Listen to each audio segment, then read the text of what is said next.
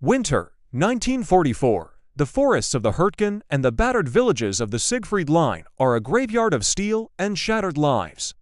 The U.S. Army is locked in a grinding, bloody campaign against German forces in Western Europe. Every day, medics drag wounded men from the mud, many hit by rifle fire, shrapnel, or machine gun bursts. The standard-issue steel helmet offers some protection, but the rest of a soldier's body is frighteningly vulnerable. The Army's official body armor, a heavy steel vest, is rare, uncomfortable, and often left behind in the foxhole. In the middle of this chaos, Private First Class James Morrison, a carpenter from Ohio, is about to change the way soldiers think about survival. Morrison isn't an officer, an engineer, or a scientist. He's a practical man, used to solving problems with his hands. He's seen too many friends carried off the battlefield with chest wounds, and he's tired of feeling helpless. One night, as he sits in a makeshift workshop behind the lines, Morrison has an idea. He remembers the laminated plywood he used back home to build furniture, layers of wood glued together, stronger than any single piece. What if, he wonders, you could use that same principle to make body armor? Not heavy steel, but something light, cheap, and easy to make. Something a soldier could actually wear in combat. The next day, Morrison scrounges for materials. He finds scraps of plywood, a can of glue, and a few old leather straps. He cuts the wood into panels, layers them together, and shapes them to fit over his chest and back. The result is crude, a vest made of wood and leather, held together with nails and hope. His buddies laugh when they see it. "You planning to stop bullets or build a bookshelf?" one jokes. Another calls it the dumbest thing I've ever seen. But Morrison is undeterred. He straps on the vest and heads to the firing range. He refines the design, adding more layers, adjusting the glue, and experimenting with different shapes. He tests the vest with .30-06 rounds, machine gun fire, and even shrapnel from simulated grenades. The results are surprising. While the vest won't stop a direct hit from a heavy machine gun, it can stop or slow most rifle bullets and shrapnel at typical combat ranges. It's lighter than steel, more comfortable, and most importantly, something a soldier might actually wear. Word spreads quickly through the unit. Some men are skeptical, others curious. A few ask Morrison to make vests for them. He works late into the night, cutting, gluing, and assembling armor for anyone who wants it. The officers are less enthusiastic. The Army has strict rules about unauthorized equipment, and Morrison's wooden vests are definitely not regulation. The battalion commander calls him in for a lecture. "You're not an engineer, Morrison. You're a carpenter. Leave the armor to the experts." But Morrison refuses to give up. He believes in his idea, and he's willing to take the risk. He keeps making vests, handing them out to anyone who asks. Some men wear them under their uniforms, others over. The vests become a kind of underground phenomenon, mocked by some, embraced by others, and quietly tolerated by officers who see the results. The real test comes at the Battle of Schmidt, a brutal fight in the Hurtgen forest. The terrain is a nightmare: dense woods, mud, and constant artillery fire. The Germans are dug in, and every advance is met with machine gun bursts and sniper fire. Morrison and his squad go into battle wearing the wooden vests. In the chaos of the fight, several men are hit. To everyone's astonishment, the vests stop or slow the bullets, saving lives that would have been lost. After the battle, medics and officers examine the vests. They find bullets embedded in the wood, splintered layers, and bruises instead of fatal wounds. The statistics are remarkable. Soldiers wearing Morrison's armor have a 54% survival rate when hit, compared to just 30% for those without. The numbers are too significant to ignore. The laughter fades. The skeptics take notice. Morrison's stupid wooden armor is saving lives. But how did the Army react to this field innovation? We'll see how Morrison's idea faced ridicule, resistance, and the slow grind of military bureaucracy, and how it eventually caught the attention of the highest levels of command. As word of Morrison's wooden armor spread through the ranks, the reactions were as varied as the men who wore the uniform. Some soldiers, having seen the vest stop bullets and shrapnel, lined up to get their own. Others still laughed, calling the armor Morrison's plywood pajamas or the carpenter's coffin. The officers, caught between the need to protect their men and the rules of Army protocol, didn't know what to make of it. The Army's official position was clear: only approved equipment could be used in combat. The Ordnance Department had spent years and millions of dollars developing steel body armor, and they weren't about to let a private's homemade invention undermine their authority. Morrison was called in for another meeting, this time with the regimental supply officer and a representative from division headquarters. "Private, you can't just hand out homemade gear," the officer said, flipping through a stack of regulations. "If every man starts making his own equipment, we'll have chaos." Morrison tried to explain the results: how the vests had saved lives at Schmidt, how the men trusted them, how the numbers spoke for themselves. But the officer shook his head. "We have procedures for a reason. If you want to submit a design, go through the proper channels," but the proper channels were a maze of paperwork, approvals, and endless waiting. Morrison filled out the forms, wrote up his test results, and sent them up the chain of command. Weeks passed, the war moved on, more men were wounded, more lives lost. The wooden vests continued to spread, passed from hand to hand, made in secret by mechanics, carpenters, and anyone with access to plywood and glue. Meanwhile, the Germans began to notice. In one engagement, a captured German officer was shown a vest taken from a wounded American. He laughed, calling it desperation armor, and joked that the Americans must be running out of steel. But when he was told that the vest had stopped a rifle bullet, his smile faded. "Perhaps," he said quietly, "we should try it ourselves." The skepticism wasn't limited to the enemy. Some American officers worried that the vests would give soldiers a false sense of security, making them reckless in combat. Others feared that the armor would slow men down, making them easier targets.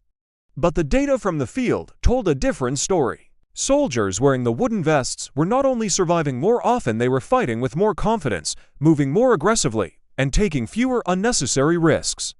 The turning point came when a medical officer, Captain Laura Bennett, began collecting data from the field hospitals. She noticed that wounded men wearing Morrison's vests had fewer fatal injuries, fewer penetrating wounds, and a higher rate of recovery.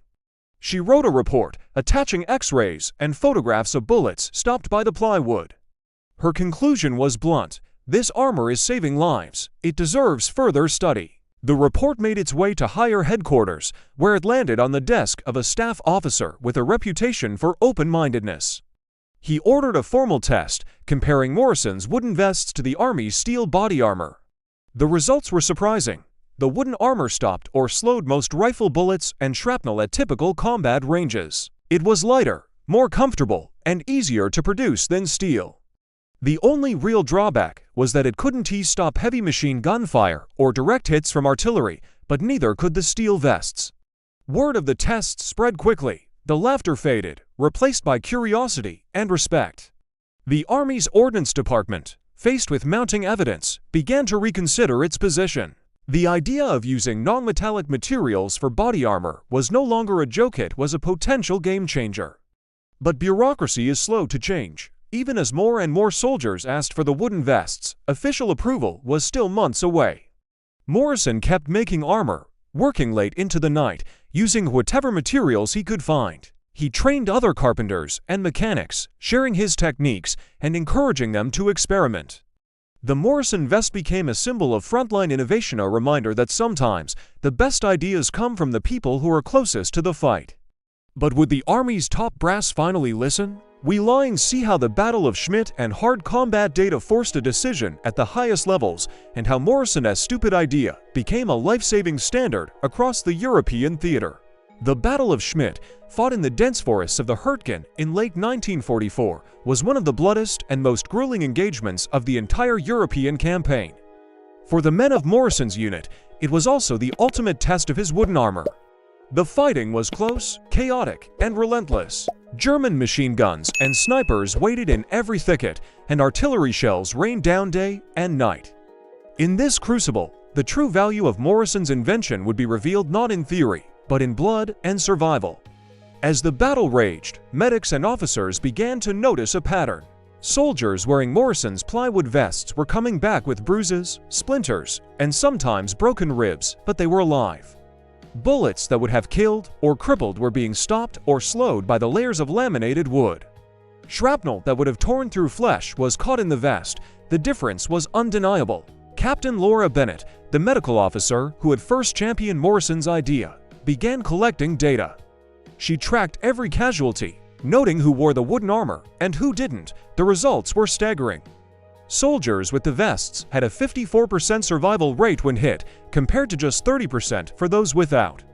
The numbers were so dramatic that even the most skeptical officers had to take notice. Word spread quickly through the ranks. Men who had once laughed at the carpenter's coffin now lined up to get their own vest. Mechanics and carpenters worked around the clock, turning out new armor as fast as they could.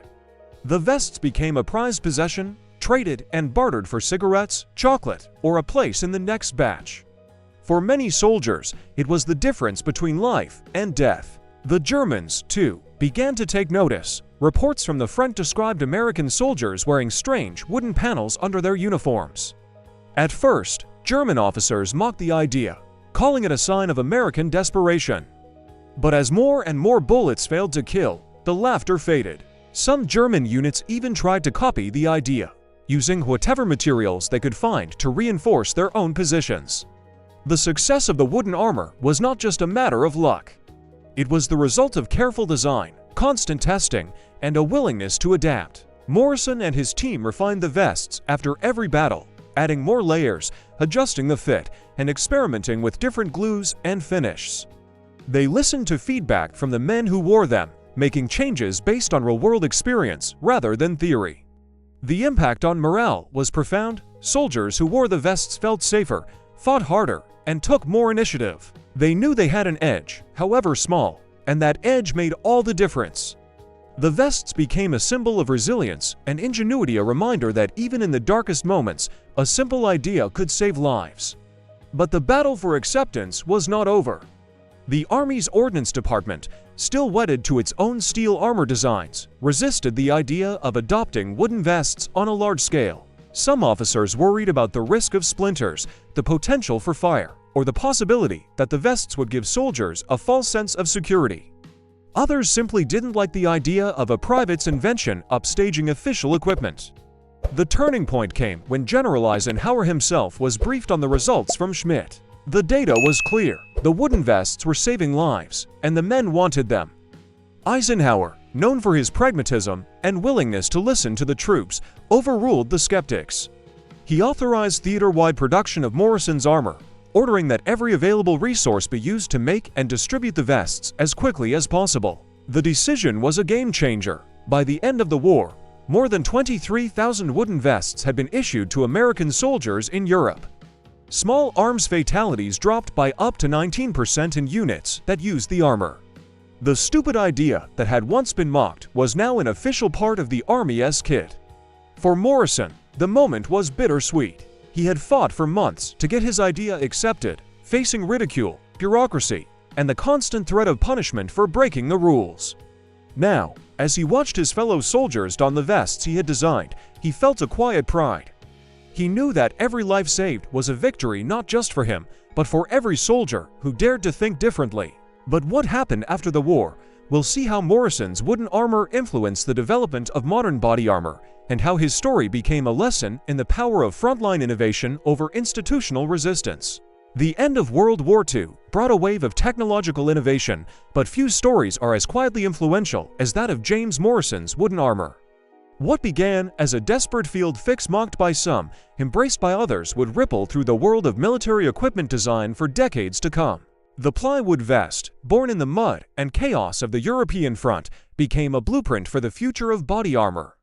After General Eisenhower's order, the Army's logistical machine kicked into high gear. Factories in England and liberated France began turning out thousands of wooden vests, using Morrison's design as a template.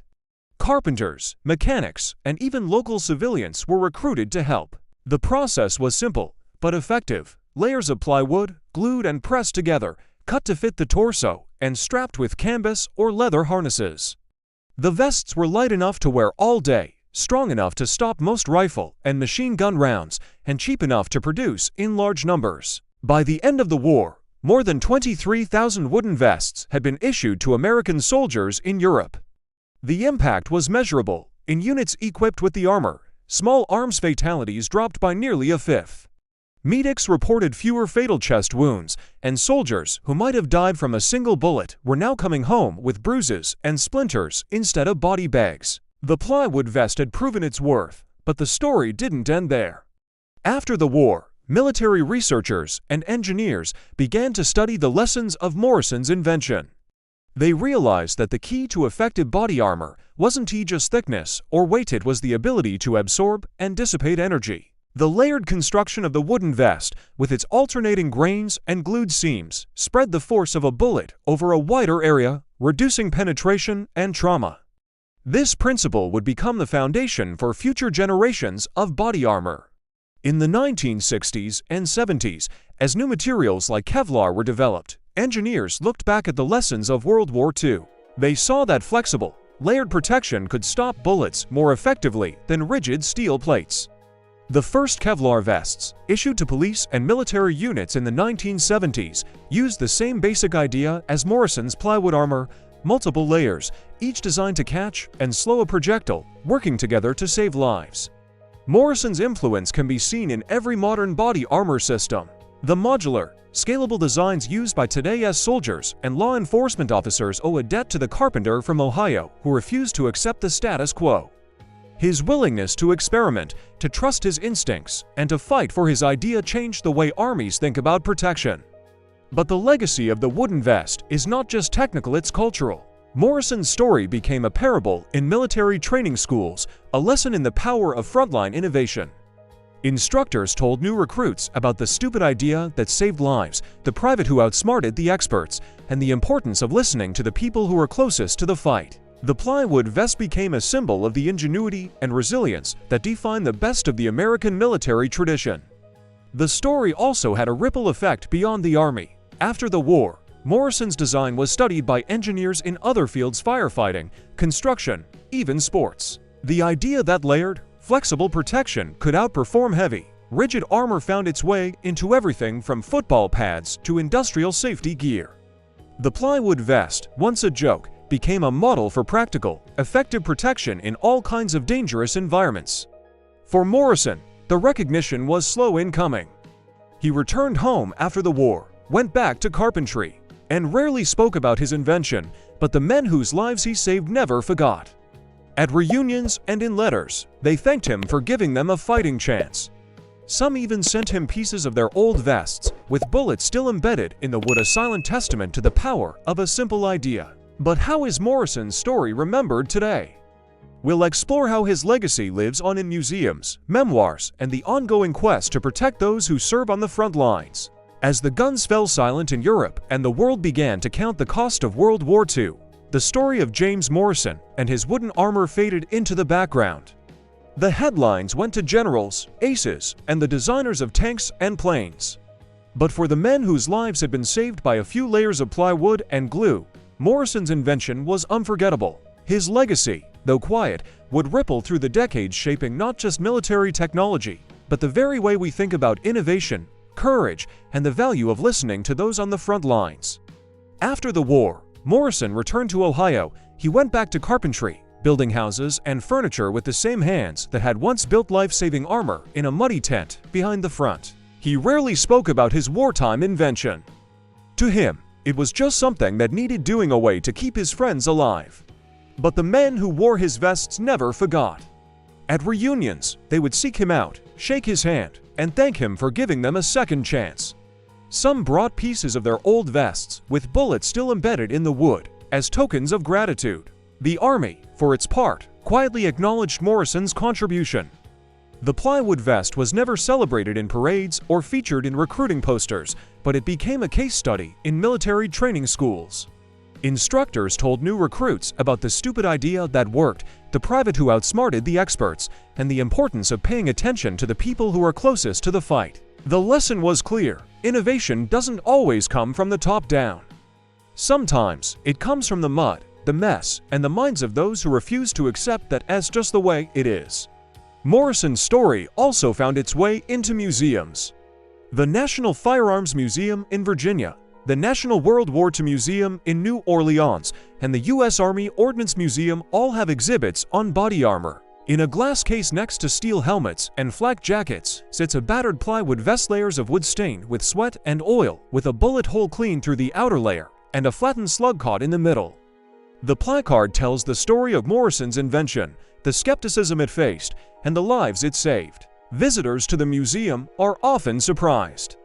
They expect to see high-tech gadgets and gleaming steel, not something that looks like it came from a hardware store. But the plywood vest is a powerful reminder that sometimes the simplest solutions are the most effective.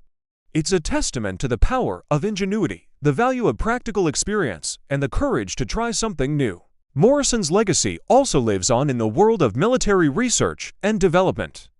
After the war, engineers and scientists studied the plywood vest, looking for ways to improve on its design. They experimented with new materials, fiberglass, plastics, and eventually Kevlar.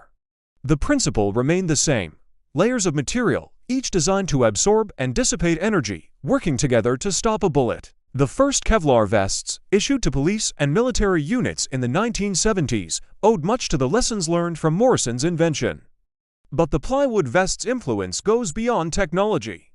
It's a story about the power of listening to the people who do the work, who face the danger, and who know what's really needed. Morrison's idea was mocked, dismissed, and nearly forgotten, but it worked, and it saved lives. That lesson is as important today as it was in 1944. The story of Morrison's wooden armor also became a touchstone for other innovators. In Korea, Vietnam, and Iraq, soldiers and Marines have improvised their own solutions to battlefield problems, modifying vehicles, inventing new tools, and adapting equipment to fit the realities of combat. The plywood vest is a reminder that the best ideas often come from the ground up, not the top down. For the men who wore Morrison's armor, the experience was life-changing. Many wrote letters to him after the war, thanking him for his invention. Some sent photos of themselves wearing the vests, or stories of how the armor had saved them from wounds or death. Morrison kept these letters in a box in his workshop, a private record of the impact he had made. One letter, from a sergeant in the 28th Infantry Division, read, "I took a round in the chest at Schmidt. The vest stopped it. I came home to my wife and kids because of you. Thank you." Another, from a medic, said, "We saw fewer chest wounds, fewer deaths. The men fought harder because they knew they had a chance. You made a difference." Morrison's story also inspired a new generation of inventors and engineers. In the decades after the war, as new materials and technologies emerged, the principle of layered, flexible protection became standard in body armor design. The plywood vest, once a joke, became a model for practical, effective protection in all kinds of dangerous environments, from police work to sports to industrial safety. But perhaps the most important legacy of Morrison's invention is the lesson it teaches about courage, not just on the battlefield, but in the workshop, the lab, and the meeting room. It takes courage to challenge the status quo, to risk ridicule, and to keep pushing when others say you're wasting your time. Morrison's story is a reminder that real innovation often comes from those who are willing to ask, "What if?" and then do the work to find out. As the years passed, Morrison's contribution was finally recognized. In 1985, he was invited to speak at the U.S. Army's annual Innovation Conference. He stood before a room full of generals, engineers, and young soldiers, holding a piece of his original plywood vest. "I wasn't trying to change the world," he said. "I just want you to keep my friends alive." Sometimes, that's enough. The audience gave him a standing ovation. For many, it was the first time they had heard the story of the stupid, wooden armor that saved lives and changed the way armies think about protection. But what does Morrison's story mean for us today? We'll explore how his legacy continues to shape modern body armor, military innovation, and the way we value frontline ingenuity in a world that still needs practical solutions. James Morrison's plywood vest was born out of desperation, but its legacy is a testament to the power of frontline ingenuity. As the decades passed, the story of the stupid wooden armor faded from the headlines, but its lessons continued to shape the world of military technology, innovation, and leadership. Today, as we look back on Morrison's quiet revolution, we find not just a tale of survival, but a blueprint for how real change happens on the battlefield and beyond. After the war, the plywood vest became a footnote in the official histories. The Army moved on to new materials, new designs, and new wars. But the principle that Morrison had proven that layered, flexible protection could outperform heavy, rigid steel remained at the heart of every advance in body armor. The first Kevlar vests, developed in the 1970s, used the same idea: multiple layers, each designed to catch and slow a bullet, working together to save lives. Today's body armor, from police vests to military plate carriers, owes a debt to the carpenter from Ohio who refused to accept the limits of the manual. But Morrison's legacy is about more than just technology. It's about the value of listening to the people who are closest to the problem. In every war, in every industry, the best ideas often come from those on the front lines, the people who see what works and what doesn't, who have the courage to try something new, and who are willing to risk failure for the chance to make a difference. The plywood vest is a reminder that innovation is not always glamorous. It doesn't always come from laboratories or boardrooms. Sometimes, it comes from a muddy tent, a battered toolbox, and a man who refuses to give up. Morrison's story is a call to action for leaders, engineers, and anyone who wants to make a difference. Listen to your people, trust their instincts, and give them the freedom to experiment. The impact of Morrison's invention can be seen in every modern military force. Today, soldiers and Marines wear body armor that is lighter, stronger, and more effective than anything imagined in 1944. The lessons of the plywood vest: layered protection, energy absorption, and adaptability are built into every new design. The Army's current body armor systems, like the improved outer tactical vest and the modular scalable vest, use advanced materials and engineering. But the core idea is the same: protect the soldier, save lives, and never stop improving. Morrison's story also influenced the way the military approaches innovation. The Army, Navy, Air Force, and Marine Corps now have programs to encourage frontline problem-solving, soldier innovation workshops, Marine Maker Labs, and rapid equipping forces that seek out ideas from the field and turn them into real solutions. The plywood vest is often cited as an early example of why these programs matter, but the lesson goes beyond the military. In business, medicine, and technology, the principle of listening to the people who do the work has become a cornerstone of successful organizations. The plywood vest is a case study in bottom-up innovation, a reminder that the best solutions often come from those who are closest to the challenge. Morrison's legacy is also a lesson in humility. He never sought fame or recognition. He didn't patent his design or write a book about his experience. He simply did what needed to be done and let the results speak for themselves. His story is a reminder that true leadership is about service, not ego. About making a difference, not making a name. The plywood vest also changed the way we think about risk. Morrison took a chance. He broke the rules, defied the experts, and put his own reputation on the line. But he did it for the right reasons: to save lives, to help his friends, and to make the war just a little less deadly. His courage to act, even in the face of ridicule and resistance, is a lesson for anyone who wants to change the world. Today, the story of Morrison's wooden armor is taught in military academies, engineering schools, and leadership seminars. It's a story about the power of observation, the importance of questioning assumptions, and the value of persistence. It's a story about how one person, armed with nothing but a good idea and the will to see it through, can change the course of history. The plywood vest is also a symbol of hope in a world that often seems dominated by bureaucracy, inertia, and the status quo. Morrison's story reminds us that change is possible. That even the most entrenched systems can be improved, that even the most daunting problems can be solved, and that even the most stupid idea can save lives. As we look to the future, the lessons of Morrison's invention are more relevant than ever. In an age of rapid technological change, global challenges, and constant uncertainty, the need for practical, frontline innovation has never been greater.